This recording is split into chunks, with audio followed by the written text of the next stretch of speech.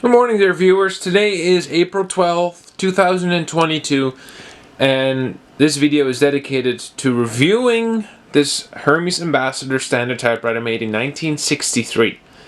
This typewriter was part of a trade-in deal I made last year for an Olympia SG1, and I have to say I am happy I did it. This is a gorgeous full-size standard typewriter made in Switzerland in an era when it meant something, and this is a fine example of one. Although they are quite easy to find in good condition. I believe there was a unused batch found a few years ago where someone, I don't know if it was a sea can or a locker or something, someone discovered and found dozens of these Ambassador typewriters still packaged in their original crates.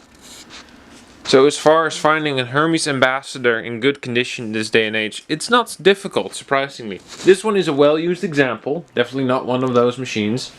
It has some wear and tear, but it works very well now. I've serviced it, and it did not take much to put it back to work. There was some dust in it, there were some adjustments to be made. There are still one or two adjustments to be made, but as it sits right now, this is a very fine workhorse, and I do love it very much. This particular example is fitted with the decimal tabulator, which was an option at the time. It is not, however, fitted with the carbon ribbon option, which Hermes also offered on their Ambassador model. If I recall correctly, those were more of a thing on the succeeding model that I think was introduced in 1967, which had a more angular look. However, I have seen it on these and even on the earlier ones. When it comes to the Ambassador, I had two opportunities to get one, and on both counts I did not. The first one was an early 50s model. It was a brown one with the black keys. Had a more industrial look to it than these do. Unfortunately, I was about 10 minutes too late fetching that one, and then I found an identical Hermes Ambassador in a junk store a few years ago, but was missing the back panel and the carriage return lever, I recall, and it just, for the price, it was not worth the purchase. And then when this one came up in trade, I jumped on it because I did want to experience one of these, and I have to say it is a very pleasant machine to use. And I know in general full-size standard typewriters are not desirable because of their size. They take up a lot of real estate. But there is just something about using one of these humongous machines. They have a excellent feedback. They are very forgiving in operators, in typing fashion and style, and they're just machines that they go on and on and on and go. They're well built, they're durable. And then, of course, these are Swiss-made Hermes typewriters. Well, I don't know of any Hermes machine that isn't of substantial quality. And then you find a mid-60s full-size Ambassador. It's just an absolute cherry on the cake. And they threw everything they had at it. I mean, it's a little below the extent of what an Olympia SG1 would come with, but not by much. So if you go and you look, you got your decimal tabulator. And this is your key unjammer button. So if you jam two keys together, you press that button, it will unjam it for you, mainly because the opening in the cover is so small you can hardly reach the type bars to do it that way. You got your tabulator, you got your tab clearance set, you got your backspace and your 4-position color selector. Now both these buttons are margin release keys. The top one will release it for 5 spaces and lock the machine back up, and the bottom one will release it infinitely until you pass the margin again within the typing threshold. It has dual shift key locks. If you go over here, you got your, if I can focus this in, you've got your ratchet release here. Now don't be fooled, there is no 5 line spacing in one throw. The way that works is you got 1 line space, 1.5, 2, 2.5, and 3, and it's just indicated as 5 steps. This is your carriage release. It has the automated margin set that I think Royal was the first to introduce in the late 1930s. It has 2 types of paper support. You have the little fingers that extend like this. And then if you got something bigger to work with, you can pull this bad boy up and there goes your full size. Now on this side, We have what many German machines at the time featured as well, which is your paper feed crank. And the adjustment for that can be made here. Another paper release, or a carriage release, and another margin set key here. Yeah, and I think some of the only features it doesn't have that you would have with, for example, an Olympia SG1 or SG3 at this time would be the 3-position paper bill, which this one does not have. It does not have switches to release the carriage. You've got to undo 2 nuts underneath it in order for it to come off, but that's relatively easily done.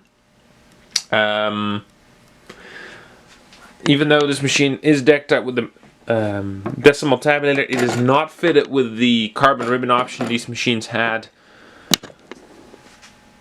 This is your ribbon direction switch and your touch control. But these machines were off with a carbon ribbon option where you would have the 2 spools mounted here in the front, and there was a separate ribbon vibrator, a toggle, and it was an accessory, so to speak, that could be installed on these. And I believe it can still be done. You can convert these if you got the kit for them, but of course good luck finding one of those and the ribbon for them to boot. So, but as you see, it's in very nice and clean condition. I don't know if I mentioned it before, but it is fitted with a 12 CPI Techno font. So that's a nice touch to have. I hope to find one of these that does have the carbon ribbon feature one day, only to have it, not necessarily to use it, because it is a neat feature. But here for a size comparison is a pencil. This was initially dedicated to copywriting or any form of literature that you needed to copy off and type on the page. You had it right here in front of you.